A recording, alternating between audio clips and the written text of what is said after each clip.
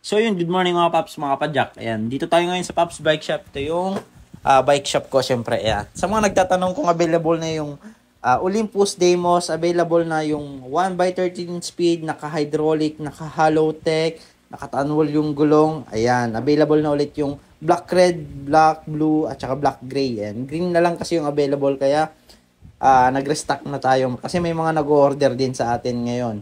Lalo sa mga online. Ito yung pinakamabenta naming bike na built bike. Yan. Dito naman tayo sa rimset. Itong rimset na to may kasama to. Galing pa ng Pasig si Sir, iniiwanan niya kasi nga may lakad pa siya. Niregaluhan daw kasi siya ng anak niya ng frame, kaya lahat ng parts dito niya kinuha para mabuo yung bike niya. Ito naman si Sir. Itong si Sir naman nakabakasyon to ngayon sa Pinas pero babalik to ng Qatar. Ayan. So ito yung pinabuo niya sa atin, yung Mountain Peak Everest na makikita nyo all black. Interviewin natin si Sir. Saan dadalhin yan, Sir? Sa Qatar, no? Oh, sa Qatar. Sa Qatar. Sa 15. Saan? Flight ko sa 15. Sa 15 flight niya.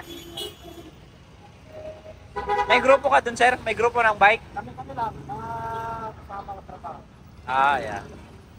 Shout out sa mga katrabaho ni Sir. Ayan, maraming salamat lalo na sa mga kapwa ni Sir na nagtitiwala sa atin ng mga OFW. Ayan, ito yung kasama pala ng rimset na pinabuo sa atin.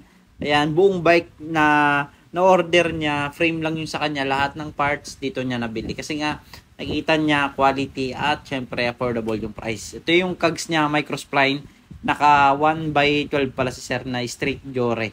M6 100 yung up kit niya. Ayan.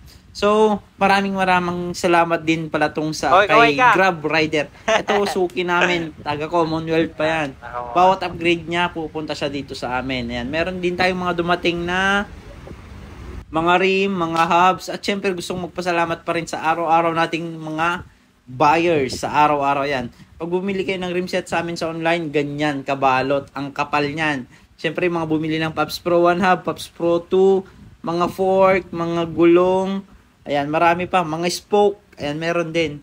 Ayan, may mga hindi pa nababalot. Ongoing pa lang yun. Katulad ng isang box ng Paps Pro 2 tsaka Paps Pro 1 yan halo. Binabalot yun para sa mga online. At may nag-send din sa atin ng sound check ng kanyang Paps Pro 2. Pakinggan natin. Paps Pro 2.